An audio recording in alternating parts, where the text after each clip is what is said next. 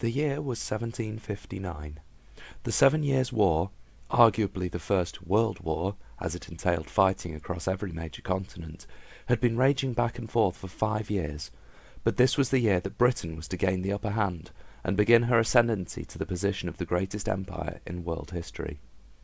1759 had already seen several British successes overseas, most notably the lifting of the siege at Madras in India, the spectacular capture of Quebec in North America, and the Allied victory in Minden. Despite these successes, there maintained a serious threat of a French invasion of the British Isles, which had occupied much thought at the Admiralty.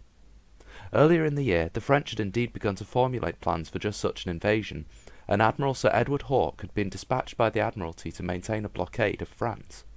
The French had been massing ships in the ports of Toulon, in the Mediterranean, and Brest, in Brittany, and hoped that by combining these forces they would be able to force the Channel and land an army in England. The Royal Navy maintained an effective blockade, but the forces blockading Toulon were forced to withdraw to Gibraltar in the July of 1759 in order to repair and resupply. Seizing this opportunity, the French fleet slipped their moorings and set off. The French were spotted as they passed through the Straits of Gibraltar, and the British fleet set off in pursuit. On the night of the 17th of August, the French became separated. Several made for the port of Cadiz, whilst the remainder continued for Brittany. The French ships still at sea were gradually overrun by the faster pursuing British, and by the next day only 2 ships of the French Mediterranean fleet had escaped what was to become known as the Battle of Lagos.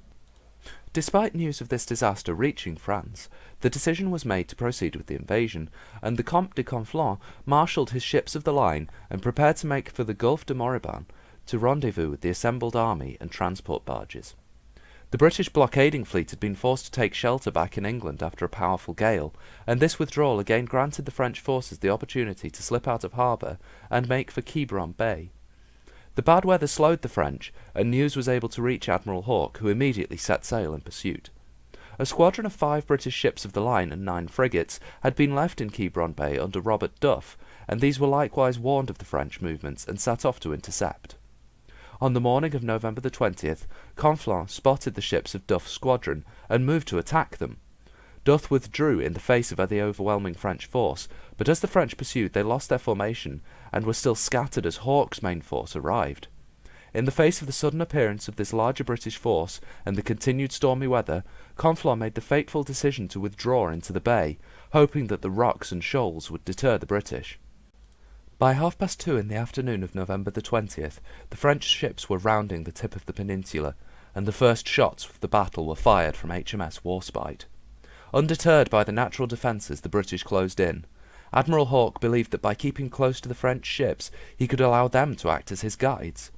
When he was cautioned of the dangers by the master of his ship, Hawke thanked him for his concern before famously stating, "Where there is passage for the enemy, there is passage for me."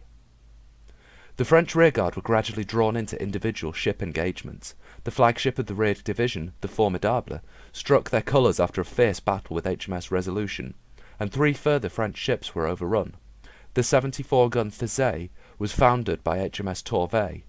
The Héros struck her colours, and the Superbe was smashed by 2 broadsides from Admiral Hawke's 100-gun flagship, HMS Royal George. Hawke attempted to force his way towards Conflans' own flagship, the Soleil Royal, but was thwarted in his attempts by the French ship Intrépide, which put herself between Hawke and his target and took the brunt of his fire. The British kept pressing the French, however, and the close pursuit and continued bad weather prevented Conflans from getting his ships into the relative safety of the Gulf. By 5 in the evening, both sides were forced to come to anchor to weather the night, but the Soleil Royal had been forced away from the majority of the French fleet and lay south of the large Four Shoal. Although Hawke gave orders for the British fleet to halt their pursuit and come to anchor, several ships continued to harry the French as elements made for the mouth of the River Vilaine. Whilst 6 French ships escaped, the Inflexible was run aground at the river mouth. During the night, HMS Resolution was also run aground on Four Shoal, and 9 French ships made their escape south towards Rochefort, although the Juste was lost on her way. As the sun rose on the 21st, it became clear that the Soleil Royal and the 74-gun Héros were anchored close to the British fleet. Conflans cut their lines and attempted to flee, but the bad weather drove them too onto the Four Shoal and cut down any hopes of escape. As the British closed in, HMS Essex too was lost to the shoal. Seeing the magnitude of his defeat, Conflans gave the order for his own ship to be burned, rather than see it fall. The victory at Quiberon Bay allayed any lasting British fears of an invasion. The period of French supremacy in continental affairs had been curtailed, and the British ascendance to mastery of the seas was underway. Hawke's aggressive tactics and willingness to take risks set a precedent for the years to follow, and validated the naval developments that had taken place in the previous years.